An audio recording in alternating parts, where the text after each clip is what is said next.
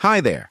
Today, we're embarking on a captivating journey as we step back in time to explore the legendary TV series Star Trek: The Next Generation.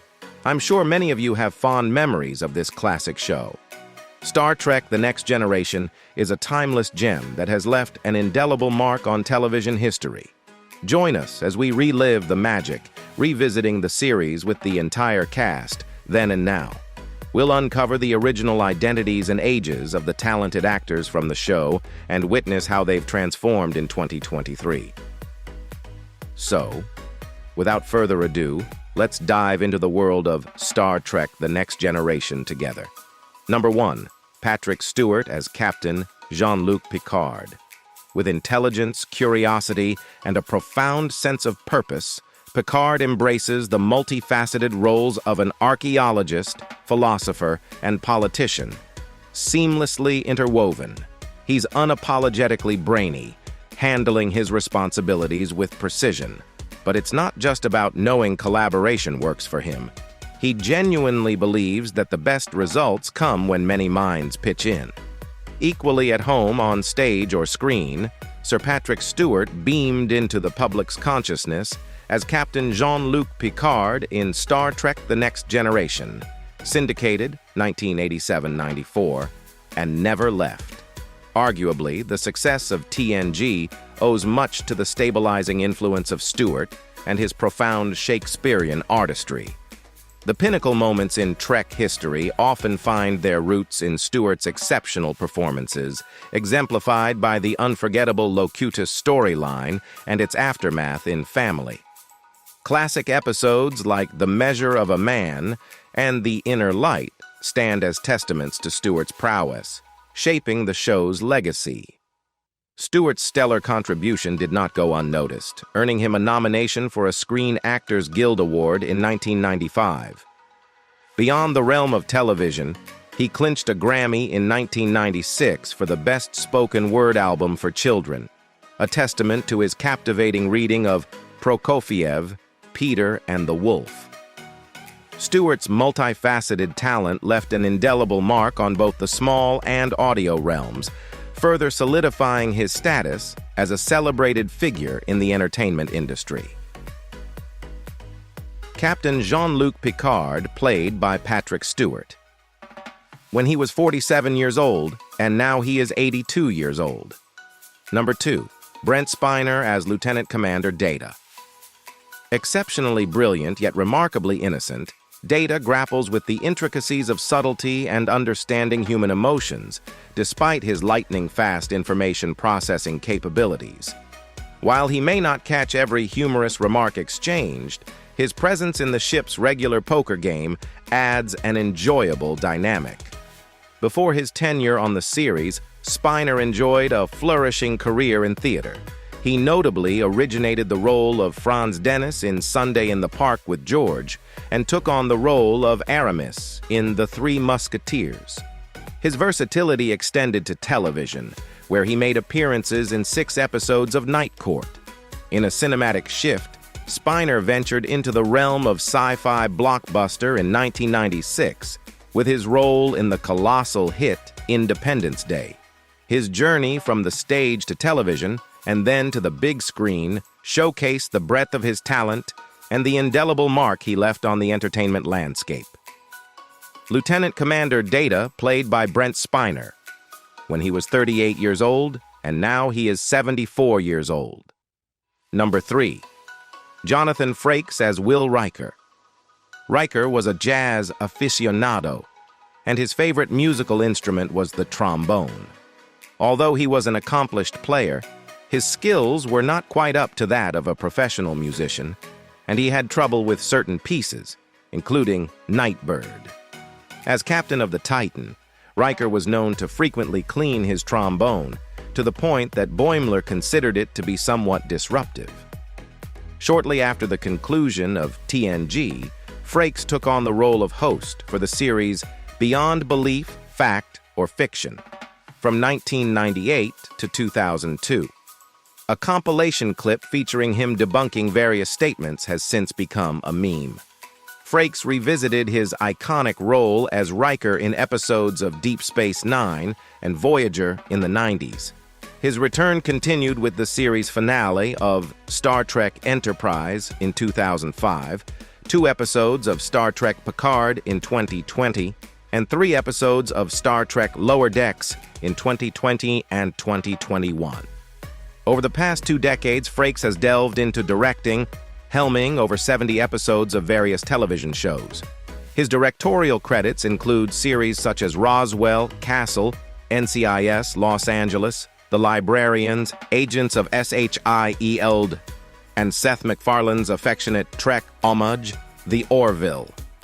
Will Riker played by Jonathan Frakes when he was 35 years old, and now he is 70 years old. Number 4. Lavar Burton as Lieutenant Geordi LaForge. On the Enterprise, Geordi is the go-to guy for fixing things with his top-notch problem-solving skills and technical know-how. He's like a maestro, smoothly navigating the ship's complex machinery with both brains and finesse. But there's more to Geordi than just nuts and bolts. There's a fascinating side to him that goes beyond the world of circuits and wires. Apart from Stewart, Burton easily stood out as one of the most recognizable members of the cast. A decade prior, he gained widespread acclaim for his portrayal of Kunta Kinte in the 1977 ABC miniseries, Roots. The series garnered an impressive 37 Emmy Award nominations, winning 9, including 1 for Burton. Notably, the series finale remains the second most watched of all time, pulling in at least 110 million viewers. When Burton took on the role of LaForge, the chief engineering officer who happened to be blind, it marked a significant stride in disability representation at the time. Prior to TNG, Burton had been hosting Reading Rainbow on PBS since 1983. This educational show, produced by Burton, earned a Peabody Award and 12 Daytime Emmys. From 1990 to 1996, Burton also lent his voice to the character Kwame on Captain Planet and the Planeteers for over 100 episodes. In 1999, he showcased his directorial skills by helming the Disney Channel original movie classic Smart House. Lieutenant Geordi LaForge played by Lavar Burton when he was 30 years old, and now he is 66 years old. Number 5. Marina Sirtis as counselor. Deanna Troy's like this calming force, you know? There's this deep pool of calm and warmth within her that just draws people in. As a counselor, she's not just about empathy, though she's got that in spades. She's the kind of person who really knows how to listen. It's like when you're with her, the weight of the world just eases off your shoulders.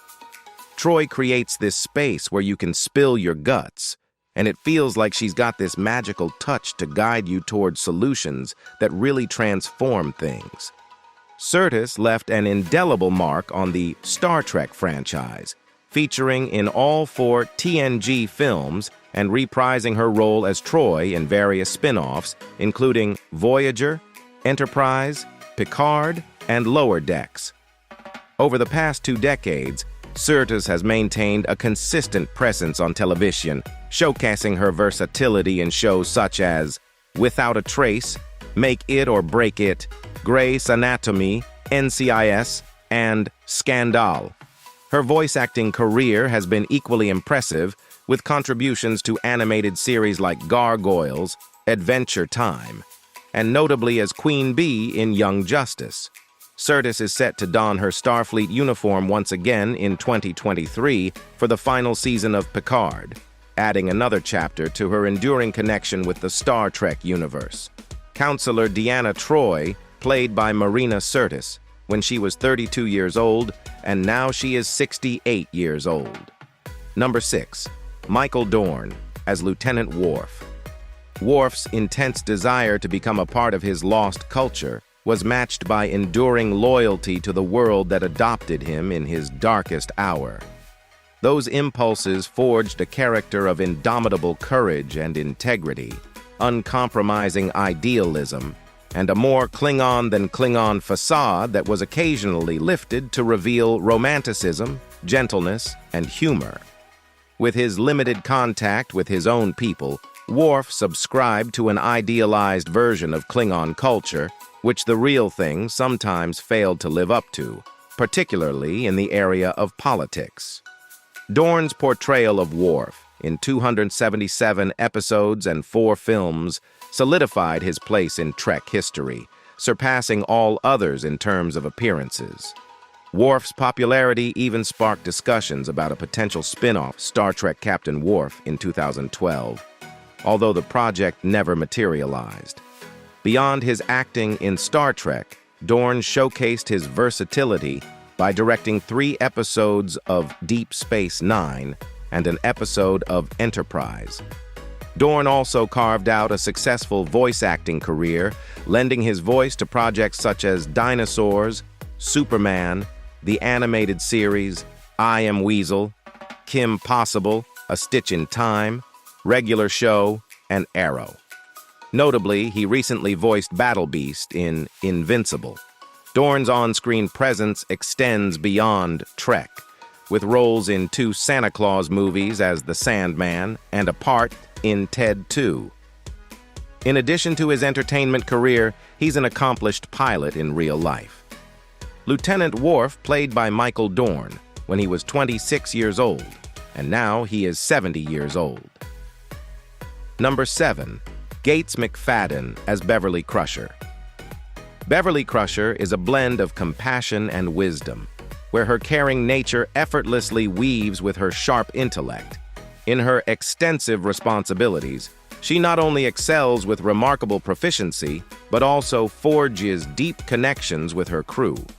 Beverly earns their unwavering admiration and affection, transforming the fabric of duty into a canvas painted with genuine care and profound intelligence. McFadden made appearances in all 4 TNG films, even though her role wasn't extensive, considering the unresolved nature of her relationship with Picard in the series finale. She playfully joked during a screening of the Season 3 premiere of Picard that she couldn't recall being in the films. Since the conclusion of the films in 2002, McFadden has predominantly been seen on TV. Her credits include 4 episodes of Franklin and Bash, a guest spot on NCIS, and a TV movie titled A Neighbor's Deception. Additionally, she starred in a 2009 holiday romantic comedy called Make the Yuletide Gay. Dr. Beverly Crusher played by Gates McFadden when she was 38 years old, and now she is 74 years old. Number 8. Majel Barrett as Enterprise Computer. In a universe where logic, rules, and efficiency is paramount, the Enterprise Computer shines as a brilliant presence among the stars. It's like a symphony of circuits and algorithms pulsating with unmatched intellect. Acting as the ship's brain, it's the one in charge, orchestrating every detailed operation with the precision of a cosmic maestro. Often known as the First Lady of Star Trek, Majel Barrett took acting classes as a child, and as a young woman, she worked on several shows at the Desilu Studios. They included the long-running pioneer series Bonanza, the Prohibition-era crime drama The Untouchables, and the screwball The Lucy Show. Barrett appeared in the pilot episode of Star Trek in 1964, and she became romantically involved with its creator, Gene Roddenberry, and later married him. Her character was changed from Number 1, a first officer on board the Starship Enterprise, to Nurse Christine Chappell, a woman who had a crush on Leonard Nimoy's Spock. In the 1979 film Star Trek: The Motion Picture, we are informed that Chappell has become a doctor, and this character is also briefly seen in Star Trek IV, The Voyage Home. Otherwise, Barrett kept busy on most of the incarnations of the show as the voice of onboard Star Trek computers. Enterprise Computer played by Majel Barrett when she was 55 years old. Sadly, Barrett Roddenberry died on the morning of December 18, 2008, at her home in Bel Air, Los Angeles, California, as a result of leukemia. She was 76 years old. Number 9. Wil Wheaton as Wesley Crusher. Meet Wesley, a bright, brave soul unafraid to speak his mind aboard the Enterprise. Sure, some might label him as an annoying know-it-all, tossing a few "shut up, Wesley" remarks his way. But truth be told, he really does know it all. Despite the occasional lack of respect, Wesley's smarts prove invaluable, extricating the Enterprise from sticky situations. Despite Wesley not being a universally beloved character and only making a silent appearance in one scene of the film Nemesis, Wheaton hasn't let detractors hinder his successful career. He has featured in numerous TV shows and movies, notably portraying a humorous version of himself across 17 episodes of The Big Bang Theory. His career includes recurring roles on Eureka and Leverage, along with hosting a talk show on Sci-Fi called The Wheaton Project. Wheaton's versatility extends to web series, including notable participation in Welcome to Night Vale. His voice acting achievements include his recent role as the Flash in Teen Titans Go to the Movies. Currently, he is the host of The Ready Room, the official Star Trek after-show featuring interviews with the cast and crew. Wesley Crusher played by Wheaton when he was 15 years old, and now he is 50 years old. Number 10. Colum as Chief Miles O'Brien. O'Brien appears as the Celestial Locksmith, fearlessly unraveling the mysteries of cosmic enigmas with the precision of a supernova's explosion.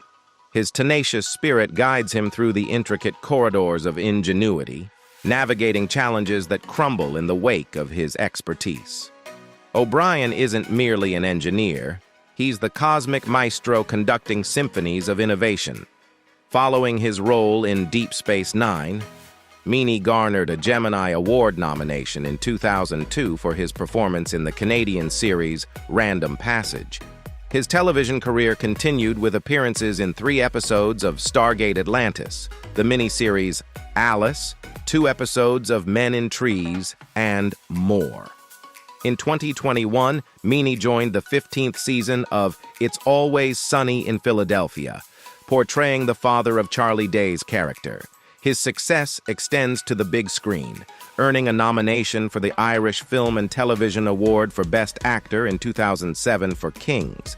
His recent role as King Francis I in Starz' The Serpent Queen further solidifies Meany's versatile and enduring presence in the entertainment industry. Chief Miles O'Brien played by Colum Meany when he was 34 years old, and now she is 69 years old. Number 11. Denise Crosby, as Tasha Yar was an expert in Aikido, a form of martial arts, and frequently engaged in holodeck training programs. In addition to her martial prowess, she was an avid Parasies Squares player. At the time of her untimely death, Yar was gearing up for a martial arts competition scheduled in 3 days, where she was favored in the ship's pool. Her skills and competitive spirit made her a standout presence on the ship. Statuesque talent. Denise Crosby rose to fame in the mid-1980s as the formidable Tasha Yar on Star Trek The Next Generation, before departing the series to embark on a prolific career as a guest star on countless television series. Trek provided her with a first taste of stardom thanks to the franchise's devoted fan base, but Crosby chafed at the gradual diminishment of her role, which began as a major character before devolving into a glorified background part.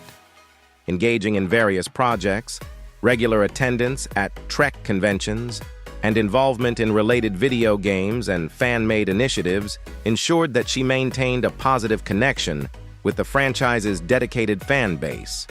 Simultaneously, she sustained a steady presence in television series with notable recurring roles on shows like Southland and Ray Donovan. Tasha Yar played by Denise Crosby when she was 30 years old, and now she is 65 years old. Number 12. Whoopi Goldberg as Guinan. With every word Guinan utters, the tapestry of conventional wisdom unravels, making room for profound guidance. Her words, akin to stardust scattered upon the cosmic sea, resonate deep within the souls of Captain Picard and his crew, providing solace and clarity in the face of the unknown. Guinan's wisdom is a celestial beacon, illuminating the journey through the vastness of the cosmos for those fortunate enough to hear her counsel. Goldberg graced two of the Next Generation films, namely Generations and Nemesis. Concurrently, she made notable appearances in films such as The Lion King, Girl Interrupted, Rodgers and Hammerstein's Cinderella, and How Stella Got Her Groove Back. In 2002, Goldberg achieved her Tony Award for producing Thoroughly Modern Millie, and that same year she completed her EGOT by clinching an Emmy for Outstanding Special Class Series. Beyond her acting prowess, Goldberg has showcased her hosting talents by presiding over various award shows, including the Tonys and the Oscars. Throughout the 2000s, Goldberg maintained a consistent presence in both TV and movies, featuring in productions like Glee, The Middle, Toy Story 3, and Nobody's Fool. Since 2007, Goldberg has been at the helm of The View, earning her a second Emmy for Outstanding Entertainment Talk Show Host at the 2009 Daytime Emmys. Guinan played by Whoopi Goldberg when she was 32 years old, and now she is 67 years old. Number 13, Diana Moulder as Dr. Pulaski. Dr. Pulaski stands out as a remarkable figure, much like the precise path of a supernova. Her intellectual brilliance operates like a laser scalpel, effortlessly dissecting complexity. In a role akin to a conductor harmonizing the elements of the universe, she adeptly orchestrates medical knowledge, fearlessly challenging conventional norms to unveil groundbreaking remedies for her patients. Mature, intelligent actress whose wide TV experience ranges from the jungle adventure Born Free to the Tony Randall Show to Star Trek and Star Trek: The Next Generation. Moulder's refined features, well-modulated alto voice, and characteristic serenity have lent both a relaxed charm and moral fiber to her characters. Though her work as bitchy lawyer Rosalind Shays on L.A. Law suggests another, largely untapped dimension. Despite several decades of work, Moulder is best remembered by many as Sam's placid, witty girlfriend Chris on the long-running series McCloud. Moulder's first husband, actor James Mitchell Vickery, died in 1979. Dr. Pulaski played by Diana Moulder when she was 49 years old, and now she is 85 years old. As we reflect on the incredible journey of the Star Trek: The Next Generation cast from 1987 to 1994, witnessing their growth and transformations, it's evident that the bond forged during those years has left an enduring legacy. From thrilling highway pursuits to heartwarming moments, these actors brought the California Highway Patrol to life. Their stories continue to resonate with fans around the world. As we explore their then and now, we celebrate the enduring impact of Star Trek: The Next Generation. Thank you for joining us on this nostalgic trip down the California highways with the remarkable Star Trek: The Next Generation of yesteryear.